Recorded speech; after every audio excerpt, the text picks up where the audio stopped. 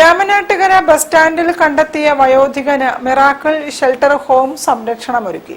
Charitable Foundation ഏറ്റെടുത്ത വയോധികന് ഫറൂഖ് താലൂക്ക് ആശുപത്രിയിൽ ചികിത്സകൾ ആരംഭിച്ചു. രാമനാട്ടുകര ബസ് സ്റ്റാൻഡ് പരിസരത്ത് അവശനിലയിൽ കണ്ടെത്തിയ വയോധികന് അടിയന്തര സഹായം ലഭിക്കാൻ കാരണം കോഴിക്കോട് സിറ്റി ട്രാഫിക് വിഭാഗത്തിലെ ASI മൂസക്കോയയുടെ മാനുഷികവും കരുണാപരവുമായ ഇടപെടലാണെന്ന് ട്രസ്റ്റ് ഭാരവാഹികൾ പറഞ്ഞു. Miracle Shelter Home Charitable Foundation ഏറ്റെടുത്ത വയോധികനെ ഫറൂഖ് താലൂക്ക് ആശുപത്രിയിലെ അത്യാഹിത വിഭാഗത്തിൽ പ്രവേശിപ്പിച്ച് ചികിത്സകൾ ആരംഭിച്ചു.